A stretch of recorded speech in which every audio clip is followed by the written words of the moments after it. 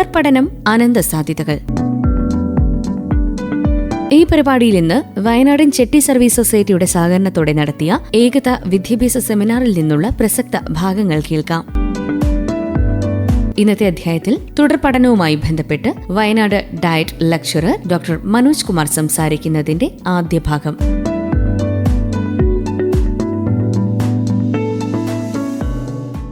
വളരെ സന്തോഷം. നമ്മള് വലിയ ഒരു സദസ്സിലിരുന്നു കൊണ്ട് ജീവിതത്തിലെ വിജയങ്ങളെ ഒന്നൊന്നായി കീഴടക്കി ഒരു രാജ്യത്തിന് മാതൃകയായ വ്യക്തിയുടെ അടുത്ത് നിന്നുകൊണ്ട് അദ്ദേഹത്തിന്റെ വാക്കുകളിലൂടെ ഒരു മനുഷ്യ ജീവിതത്തിലെ വിജയങ്ങൾ കുട്ടികൾക്ക് പറഞ്ഞു കൊടുക്കേണ്ട, കുട്ടികൾ നേടേണ്ട അറിവുകളെ തിരിച്ചറിവുകളാക്കാനുള്ള അവസരം ഒരുക്കിയ ഏകത ഫൗണ്ടേഷൻ ആദ്യമേ തന്നെ വളരെ ഹൃദ്യമായ നന്ദി രേഖപ്പെടുത്തുകയാണ്. എനിക്ക് തോന്നുന്നു ഇത് വയനാടിന്റെ ഒരു സമ്പത്താണ്. സമുദായ ശാക്തീകരണ പ്രവർത്തനങ്ങള് അത് വിദ്യാഭ്യാസ പ്രവർത്തനങ്ങളിലൂടെ തന്നെയാണ് നടപ്പിലാക്കേണ്ടത്. ഇന്ന് ഇവിടേക്ക് ഒരു സെഷൻ എടുക്കാനായി വരുമ്പോൾ ഞാൻ എൻ്റെ കൗമാരക്കാരനായ മകനോട് ചോദിച്ചു, മോനെ, കഴിഞ്ഞ 25 വർഷമായിട്ട് കേരളത്തില് വയനാട് അടക്കം കുട്ടികൾക്ക് വിവിധ സെഷനുകൾ ക്ലാസ്സുകൾ എടുക്കുന്നതാണ്. കുറച്ചു കാലങ്ങളായിട്ട് വിദ്യാർത്ഥികൾക്ക് ക്ലാസ് എടുക്കാൻ വല്ലാത്ത മടിയാണ്. അപ്പൊ ഞാൻ എൻ്റെ പൊന്നു മോനോട് ചോദിച്ചു, മോനെ, എടാ, നിങ്ങളെ എങ്ങനെയാ മോട്ടിവേറ്റ് ചെയ്യാൻ പറ്റുക? അപ്പൊ എൻ്റെ പൊന്നുമോൻ്റെ 18 വയസ്സുകാരൻ്റെ മറുപടി ഉണ്ട്, ദയവായിട്ട് അറിവ് തള്ളാതിരുന്നാൽ മതി, ഞങ്ങൾ സഹിച്ചോളാം. ഈ ആർട്ടിഫിഷ്യൽ ഇന്റലിജൻസിന്റെ വേൾഡിൽ നിങ്ങൾക്ക് എന്ത് വേണം എന്നുള്ള അവനോടുള്ള രണ്ടാമത്തെ ചോദ്യത്തിന് അവൻ എനിക്ക് ഒരു ഉത്തരവും നൽകി. ഉപദേശവും അറിവും ഒക്കെ മാറ്റി നിർത്തിയാല്, പപ്പ, ഞങ്ങളിലൊരു ആത്മവിശ്വാസ കുറവ്, അപകർഷതാബോധം ഞങ്ങളുടെ യൂത്തിനുണ്ട്. അതിന് കാരണത്തെക്കുറിച്ചാണ് സംസാരിക്കുന്നതെങ്കിൽ ഒരുപക്ഷെ ഞങ്ങൾ കേട്ടിരിക്കും. അവിടെയും അവനോട് ചോദിച്ചു, നിങ്ങൾക്കറിയാമോ എന്തുകൊണ്ടാണ് നിങ്ങളെല്ലാം തികഞ്ഞ പുതിയ യുഗത്തിലെ മക്കൾ, അറിവ് വിരൽത്തുമ്പിലുണ്ട്, ചുറ്റും അവര് നോളജ് വിസ്ഫോടനം നടന്നപ്പോൾ അതിൻ്റെ ഉള്ളിൽ ജനിച്ചു വീണ ഈ കുഞ്ഞുങ്ങൾക്ക് എന്തുകൊണ്ടാണ് ഏകത ഫൗണ്ടേഷൻ ഇതുപോലെ ഒരു ട്രെയിനിങ് സെഷനിൽ നിങ്ങളെ മോട്ടിവേറ്റ് ചെയ്യണമെന്ന് പറയപ്പെടുന്നതിന് കാരണം ഞാൻ അവനുമായിട്ട് ചർച്ച ചെയ്തു. ഒരു കുഞ്ഞ് ജനിച്ചു വീഴുമ്പം തന്നെ അവനിൽ അപകർഷതാബോധം, ഗർഭപാത്രത്തിൽ സുഖമായി അമ്മയുടെ ഗർഭപാത്രത്തിൽ ശാന്തമായി ഇരുന്ന അവൻ ഒരിക്കൽ തിരസ്കരിക്കപ്പെടുന്ന നിമിഷം ഉണ്ടായി. ശ്വാസം മുട്ടി പൊട്ടിപ്പോകുന്ന വേദനയോടുകൂടി കരഞ്ഞുകൊണ്ട് അവൻ ഈ ഭൂമിയിൽ ജനിച്ചു വീണു. ആ ജനിച്ചു വീണ കുഞ്ഞിന്റെ ബ്രെയിനിൽ തിരസ്കരണത്തിന്റെ, തേപ്പിന്റെ, ഒഴിവാക്കലിന്റെ ആ വേദന ആദ്യമായി അവന്റെ ബ്രെയിനിൽ റെക്കോർഡ് ചെയ്യപ്പെട്ടു. താൻ ഒഴിവാക്കപ്പെട്ടു. ഒരു കുഞ്ഞ് ജനിക്കുമ്പോൾ അറിയാം, അവൻ കരഞ്ഞുകൊണ്ടാണ് ലോകത്തെ എല്ലാ കുഞ്ഞുങ്ങളും ജനിക്കുന്നത്. കരഞ്ഞില്ല എങ്കിൽ അപ്പൊ തന്നെ ആ കുഞ്ഞ് മരിച്ചു പോകും. അതുകൊണ്ട് ഡോക്ടർമാര് കുട്ടിയെ കരയിക്കും. ജനിക്കുമ്പോൾ തല്ലിയാണേലും ആട്ടിയാണേലും ഒക്കെ കരയിപ്പിക്കും. കരയുമ്പോൾ ആ ഹോസ്പിറ്റലിന്റെ മുറിക്ക് പുറത്ത് കാത്തു നിൽക്കുന്ന ബന്ധുജനങ്ങൾ സന്തോഷത്തോടുകൂടി ചിരിക്കും. ഒരു കരച്ചിലിന് ഒരു സന്തോഷം ജനിക്കുന്ന നിമിഷമാണത്.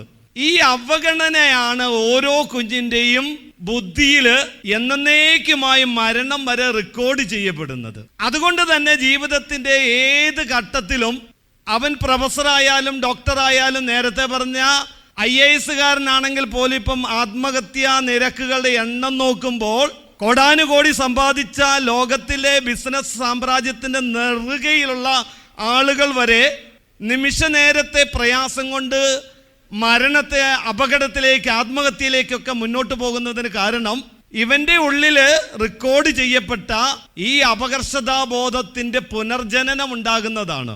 0 വയസ്സിൽ ഒരു കുഞ്ഞിന്റെ ബുദ്ധിയില് അവന്റെ ന്യൂറോണുകൾ കൂടിച്ചേർന്നുകൊണ്ട് ആദ്യമായി ഉണ്ടായത് അറിവല്ല, മെമ്മറി അല്ല, അവനൊരു വേദന, അവനെ ഒഴിവാക്കിയതിന്റെ വേദനയാണ്.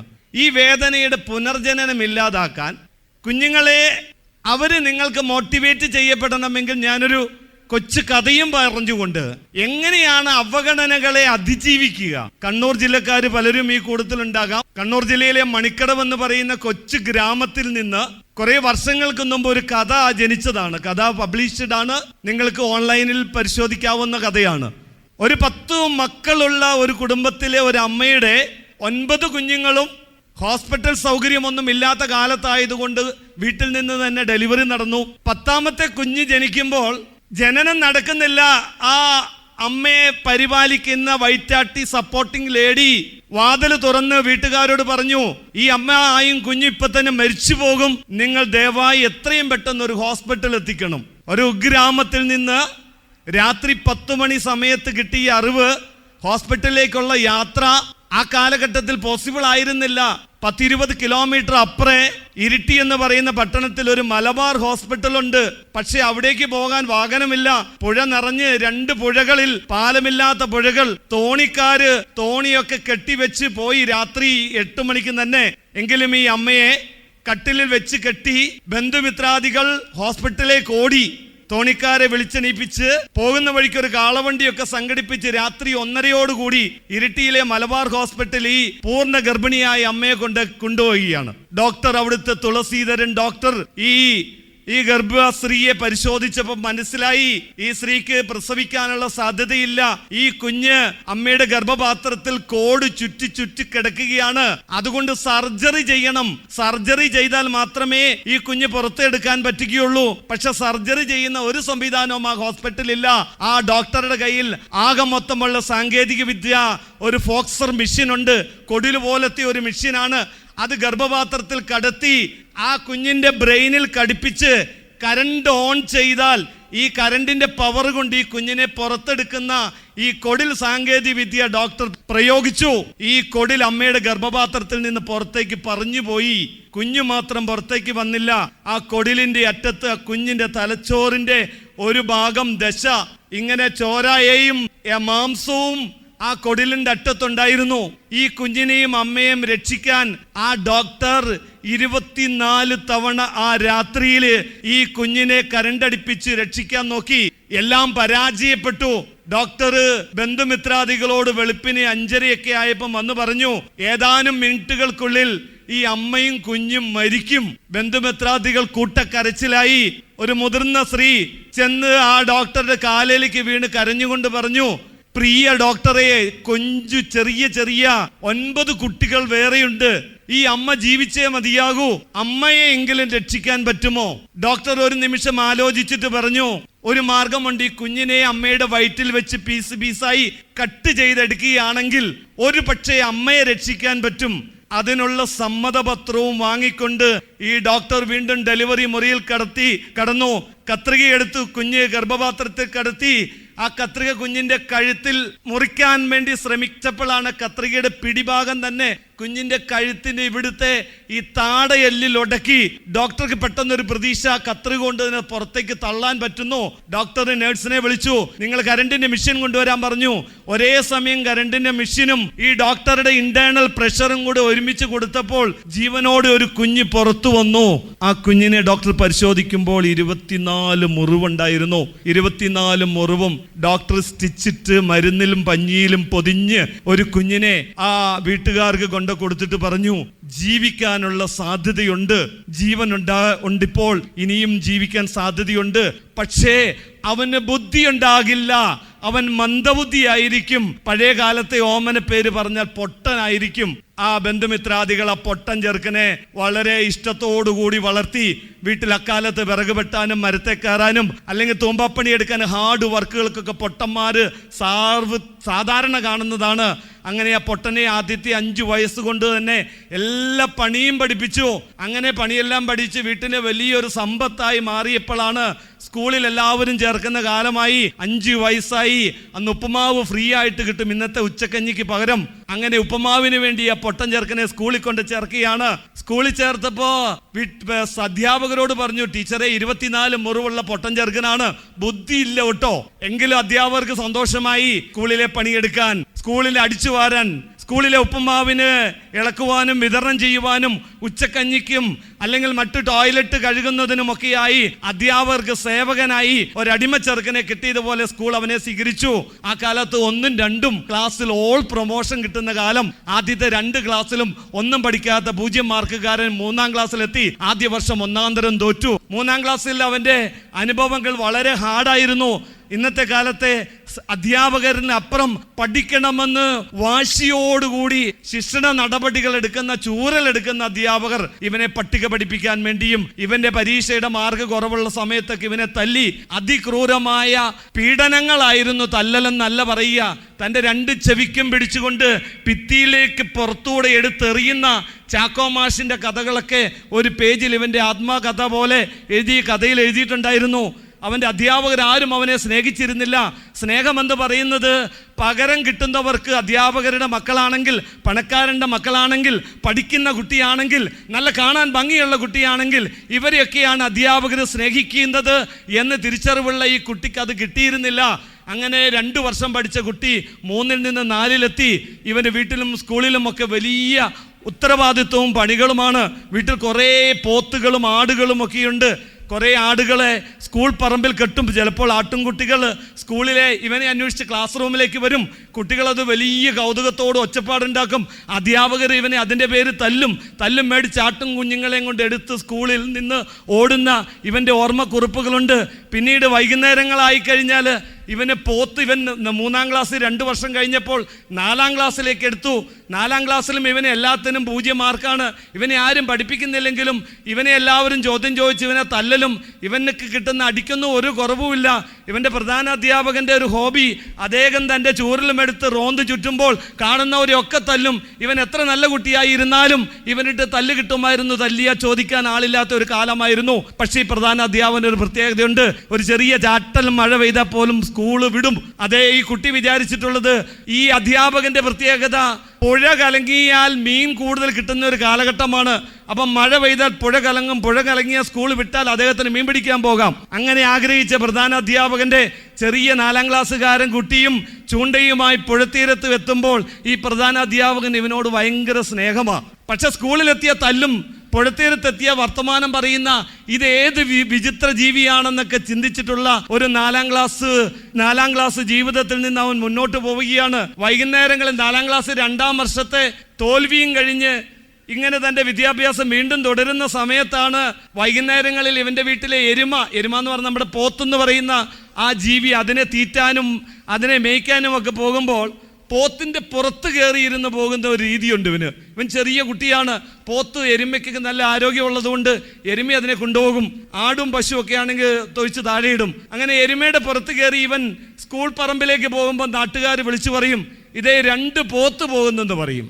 ചിലർ പറയും മേലെ ഇരിക്കുന്നതാണ് ഒറിജിനൽ പോത്തെന്ന് പറയും. എന്തായാലും പോത്ത് ജീവിതം കഴിച്ച് 4-ാം ക്ലാസ്സിൽ 2-ാം വർഷമൊക്കെ പഠിക്കുന്ന ഒരു കാലം ഇവൻ്റെ മനസ്സിലുള്ള സങ്കല്പങ്ങളിൽ ഈ ഡിസ്റ്റിങ്ഷൻ A+ എന്നൊക്കെ കിട്ടുന്നത് ഏതോ സമ്പന്ന വിഭാഗത്തിലെ അല്ലെങ്കിൽ അധ്യാപകരോ സർക്കാർ ഉദ്യോഗസ്ഥരോ ആയി ജനിച്ച അവരുടെ മക്കൾക്ക് കിട്ടിയിട്ടുള്ള എന്തോ ഒരു പ്രത്യേക പ്രിവിലേജാണ് ഈ A+ ഡിസ്റ്റിങ്ഷൻ എന്നൊക്കെ വിചാരിച്ച് 4-ാം ക്ലാസ്സിലും 2-ാം വർഷം പഠിക്കുന്ന സമയത്ത് ആ ക്ലാസ്സിൽ ഒരു ടീച്ചർ പുതിയതായിട്ട് ട്രാൻസ്ഫർ മേടിച്ചിട്ടല്ല, പുതിയതായിട്ട് ഗസ്റ്റ് അധ്യാപികയായിട്ട് ഒരു ആനിയമ്മ എന്ന പേരുള്ള ഒരു ബേബി ടീച്ചർ വരികയാണ്. ബേബി ടീച്ചറിൻ്റെ ഒരു പ്രത്യേകത, ഈ ചാക്കോ മാഷ് പിള്ളേർ പണ്ട് ഈ പച്ചില എന്ന് പറയുന്ന ചില ചെടികളിലൊക്കെ എടുത്ത് അധ്യാപകർക്കെതിരെ കൂടോത്രം ചെയ്യുന്ന ഞങ്ങളുടെ കാലഘട്ടത്തിൽ, നിങ്ങൾക്ക് പുതിയ തലമുറയിലെ കുട്ടികൾക്ക് അതറിയില്ല, ഈ തല്ല് കിട്ടാതിരിക്കാനായിട്ട് പല അധ്യാപകർക്കെതിരെയും കൂടോത്രം ചെയ്യുന്ന കുഞ്ഞുങ്ങളുടെ ഏതോ ഒരു കൂടോത്രം വലിച്ചു സ്ഥിരം തല്ലുകാരനായ ചാക്കോ മാഷ് വീണ് കാലൊടിഞ്ഞു പകരം വന്ന ആനിയമ്മ ടീച്ചർ ഒരു പ്രത്യേക സ്വഭാവക്കാരിയായിരുന്നു. ആ ടീച്ചർ എല്ലാ കുഞ്ഞുങ്ങളെയും കെട്ടിപ്പിടിച്ച് ചേർത്ത് പിടിച്ച് ഉമ്മ കൊടുത്ത് സ്നേഹിച്ച് പഠിപ്പിക്കുന്നതാണ്. വന്നപ്പം തന്നെ ടീച്ചറോട് ക്ലാസ്സിലെ ഓരോ കുഞ്ഞുങ്ങളെ കുറിച്ചും ഒക്കെ പറഞ്ഞിട്ടുണ്ടെങ്കിലും ടീച്ചർ കുട്ടികളുടെ പ്രത്യേകത നോക്കിയില്ല. എൻ്റെ മോൻ പറഞ്ഞതുപോലെ ഞങ്ങളെ ഒന്ന് കേൾക്കാൻ നിങ്ങൾ ശ്രമിച്ചാൽ മതി, ഞങ്ങളെ ഉപദേശിക്കാതെ ഞങ്ങളെ ഒന്ന് മനസ്സിലാക്കാൻ ശ്രമിക്കുന്നത് പറഞ്ഞതുപോലെ ഈ ടീച്ചർ ഞങ്ങളെ ഒന്ന് കേൾക്കാൻ, ഞങ്ങളെ ഒന്ന് ചേർത്ത് പിടിച്ച് ആ പൊട്ടൻ ചെറുക്കൻ്റെ കൈക്കൊക്കെ പിടിപ്പിച്ച് പട്ടികയൊക്കെ പഠിപ്പിക്കുന്ന രംഗം ആ പൊട്ടൻ ചെറുക്കൻ തൻ്റെ കഥയിൽ എഴുതുന്നുണ്ട്. ഒരു മഹാ അത്ഭുതം, ഒരു മാജിക്ക് നടന്നു. ടീച്ചർ ഒരു 2 ആഴ്ച കഴിഞ്ഞ് ടീച്ചർ ഒരു കണക്ക് പരീക്ഷ ഇട്ടപ്പോൾ കണക്കിന് 39 മാർക്കോട് കൂടി ഈ പൊട്ടൻ ചെറുക്കൻ ക്ലാസ്സിൽ 1ാമനായി. ഈ കാലഘട്ടം മുഴുവനും 0 മാത്രം കിട്ടി താൻ മന്ദബുദ്ധിയാണല്ലോ എന്നുള്ള സങ്കടപ്പെട്ട് നടന്ന ഈ കുഞ്ഞിനെ ടീച്ചർ എല്ലാവരുടെ മുമ്പിൽ ചേർത്ത് പിടിച്ച് കെട്ടിപ്പിടിച്ച് എല്ലാവരെ കൊണ്ട് ഷെയ്ക്ക് ഹാൻഡ് കൊടുപ്പിച്ച് അഭിനന്ദിക്കുന്ന രംഗമാണ് പിന്നെ കണ്ടത്. പിന്നീട് ടീച്ചർ നടത്തിയ എല്ലാ കണക്ക് പരീക്ഷയ്ക്കും ഈ പൊട്ടൻ തന്നെയായിരുന്നു ക്ലാസ്സിൽ ഫസ്റ്റ്. പക്ഷേ മലയാളം അറിയാത്തതിൻ്റെ പേര് മറ്റു വിഷയങ്ങളൊക്കെ പരാജയപ്പെട്ടു. അടുത്ത വർഷം 5ാം ക്ലാസ്സിലേക്ക് ഒരു വിഷയത്തിന് ജയിക്കുന്നവനായി ജയിച്ചു. 5-ലെത്തിയിട്ടും കണക്കിന് അവനെ തോൽപ്പിക്കാൻ ആരുമില്ല. മറ്റു വിഷയമൊക്കെ അവൻ തോക്കുകയാണ്.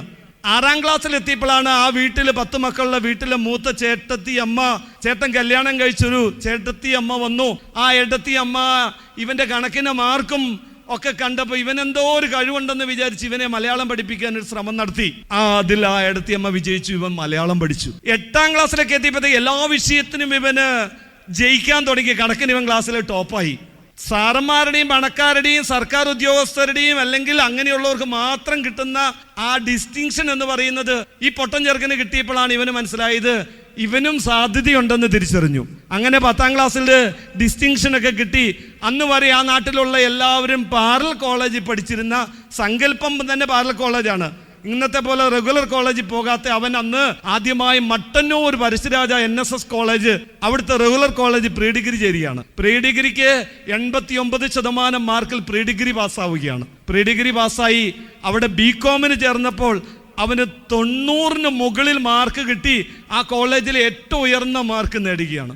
അപ്പോഴത്തേക്കും തൻ്റെ നാട്ടിലുള്ള സമ്പന്ന വിഭാഗത്തിൻ്റെ ആളുകളൊക്കെ പുറകിൽ പോയിരുന്നു. അന്ന് ആ ചെറുക്കൻ അറിയാവുന്ന ഏറ്റവും വലിയ കോളേജ്, ഏറ്റവും നല്ല കോളേജ് കേരളത്തിൽ തൃശ്ശൂർ സെൻറ് തോമസ് കോളേജാണ് അവനറിയാവുന്നത്. കാരണം പഴയ ആദ്യ മുഖ്യമന്ത്രിയും മുൻ വിദ്യാഭ്യാസ മന്ത്രിയൊക്കെ പഠിപ്പിച്ച തൃശ്ശൂർ സെൻറ് തോമസ് കോളേജിൽ ഇവൻ MCom ചേർന്നപ്പോൾ അവിടെ റാങ്ക് കിട്ടുകയാണ്. കാലിക്കറ്റ് യൂണിവേഴ്സിറ്റി റാങ്ക് വന്ന് ഇവന്റെ ഫോട്ടോ ഒക്കെ പത്രത്തിൽ വന്ന് പിന്നീട് അവന്റെ പെർഫോമൻസ് അവന്റെ BEd പഠിക്കുമ്പോൾ അവിടെ കേരള യൂണിവേഴ്സിറ്റിന്റെ സെന്ററിലെ ഒരു മെഡലോട് കൂടി റാങ്ക് നിർത്തിയ വർഷം ഏറ്റവും ഉയർന്ന മാർക്ക് നേടുകയാണ്. MEdും കഴിഞ്ഞ് BEdും കഴിഞ്ഞ് സാധാരണ ഒരു ജോലി കിട്ടി. വയനാട്ടിലെ തോണിച്ചാൽ എന്ന് പറയുന്ന BEd കോളേജിലെ ഒരു താൽക്കാലിക അധ്യാപകനായി ജോലി നോക്കി. 2 വർഷക്കാലം അവിടെ ജോലി ചെയ്തപ്പോൾ മനസ്സിലായത് ഇടതും വലതും ഇരിക്കുന്ന ആളുകൾക്ക് മറ്റൊരു ഡിഗ്രി തന്നെക്കാളും വലിയൊരു വിദ്യാഭ്യാസ യോഗ്യതയുണ്ട്. അത് അന്വേഷിച്ചപ്പോൾ അതിൻ്റെ പേര് MEd എന്ന് പറയുന്ന ഒരു ഡിഗ്രിയാണ്. ആ MEd എന്താണെന്ന് അറിയാൻ അന്വേഷിച്ചപ്പം കേരളത്തിൽ താൻ എടുത്ത കൊമേഴ്സ് വിഷയത്തിന് MEd ഇല്ല എന്നും അത് കിട്ടണമെങ്കിൽ മൈസൂരത്തെ യൂണിവേഴ്സിറ്റിയിൽ എൻട്രൻസ് എഴുതിയാലേ കിട്ടുകയുള്ളൂ. അതിനുള്ള സമ്പാദ്യങ്ങളൊക്കെ സമ്പാദിച്ച് മൈസൂർ യൂണിവേഴ്സിറ്റിയിൽ MEd എടുത്ത് എൻട്രൻസ് എഴുതിയപ്പോൾ അവിടുന്ന് ഗോൾഡ് മെഡലോട് കൂടി പാസ്സായി. ചെറുപ്പകാലം മുഴുവനും പൊട്ടനെന്ന് വിശേഷിപ്പിച്ചിരുന്ന ഇവൻ മൈസൂർ യൂണിവേഴ്സിറ്റിയിൽ നിന്ന് ഗോൾഡ് മെഡൽ കഴിഞ്ഞപ്പോൾ അവിടെ ഡോക്ടറേറ്റ് ഡിഗ്രിക്ക് അപ്ലൈ ചെയ്തു. എൻട്രൻസിലൂടെ തന്നെ കിട്ടി. ഏഷ്യയിലെ തന്നെ നമ്പർ 2 യൂണിവേഴ്സിറ്റിയിൽ നിന്ന് തന്നെ അവൻ്റെ നല്ല പ്രായത്തിൽ തന്നെ അവൻ ഡോക്ടറായി. പണ്ട് പോത്തിൻ്റെ പുറത്ത് കയറിയിരുന്ന ആ ചെറുക്കൻ ആ നാട്ടിലെ ആദ്യത്തെ ഡോക്ടറേറ്റ് ഡിഗ്രിയുള്ള ഡോക്ടറാകുന്നു. പിന്നീട് 28-ാമത്തെ വയസ്സിൽ ഹയർ സെക്കൻഡറി ടീച്ചറായി. കേരളത്തിൽ അങ്ങോളം ഇങ്ങോളം വൊക്കേഷണൽ ഹയർ സെക്കൻഡറിയിൽ പഠിപ്പിച്ച് സർക്കാർ സ്ഥാപനങ്ങളിൽ ട്രെയിനിങ് കൊടുത്ത് ഏകദേശം 12ഓളം അധ്യാപക അവാർഡുകൾ നേടി. പിന്നീട് APJ അബ്ദുൽ കലാമിൽ നിന്ന് ബെസ്റ്റ് ടീച്ചർ അവാർഡ് നേടി. കഴിഞ്ഞ 8 വർഷമായിട്ട് വയനാട് ഡയറ്റ് അധ്യാപകനായി.